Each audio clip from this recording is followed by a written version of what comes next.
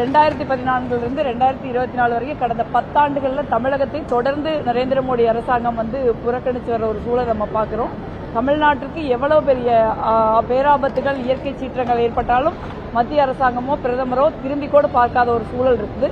அதை மீண்டும் பாஜகவினுடைய தமிழர் விரோத போக்கை, தமிழ்நாடு விரோத போக்கை இந்த அமைச்சரவையிலையும் அவங்க கடைபிடிக்கிறாங்க நான் நினைக்கிறேன். நீங்க நிர்மலா சீதாராமன் அவர்களையும் ஃபாரின் மினிஸ்டர் ஜெய்சங்கர் அவர்களையும் ஒரு தமிழ்நாட்டின் பிரதிநிதியா நம்ம பார்க்க முடியாது.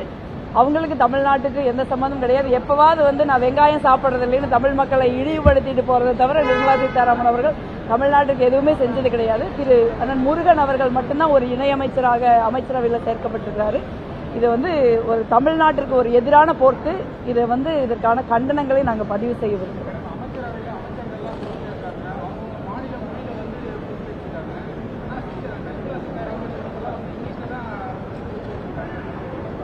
இல்ல, அவங்க தமிழ்ல அதான் நான் சொல்றேனே, அவர்களுக்கும் தமிழ்நாட்டுக்கும் ஒரு எந்த தொடர்பும் கிடையாதுன்னு நான் நினைக்கிறேன். அப்படிதான் அவங்க எல்லா காலங்களையும் நடந்துக்கிறாங்க. தொடர்ந்து தமிழகத்தை பிரதமர் அவமதிக்கிறப்ப அந்த அமைச்சரவையில ரொம்ப மகிழ்ச்சியா அதை அவங்க பார்த்துக்கிட்டு இருக்காங்க. அதனால அவங்க எந்த மொழியில பதவி ஏற்கிறாங்கிறது என்னை பொறுத்த வரைக்கும் தமிழ்ல பதவி ஏற்றுனா நல்லது. எந்த மொழியில பதவி ஏற்றாலும் தமிழ்நாட்டிற்கான திட்டங்களை அவங்க கொடுக்கணும்னு நினைக்கிறேன். பட் அதற்கான வாய்ப்பும் இங்க குறைவா தெரியுதுங்கிறது தான் நமக்கு இருக்கிற வருத்தமான விஷயம். நன்றி.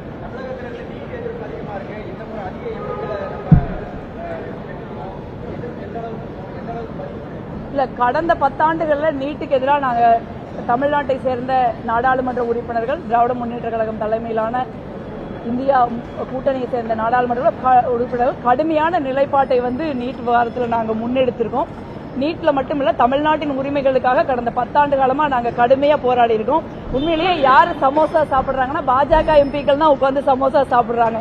நாங்களாம் எப்ப பார்த்தாலும் தமிழ்நாட்டின் உரிமைகளுக்காகவும் எங்களுடைய தொகுதிகள் மக்களுடைய உரிமைகளுக்காகவும் போராடி தொடர்ந்து நாங்க சஸ்பெண்ட் பண்ணப்படுற சூழல் தான் நீங்க 10 ஆண்டுகள்ல நீங்க பார்த்திருக்கீங்க. அந்த மாதிரி இல்லாம இந்த முறையும் நாங்க மிக கடுமையாக மக்களுடைய உரிமைகளை நிலைநாட்டுறதுக்காக நாங்க போராடுவோம்.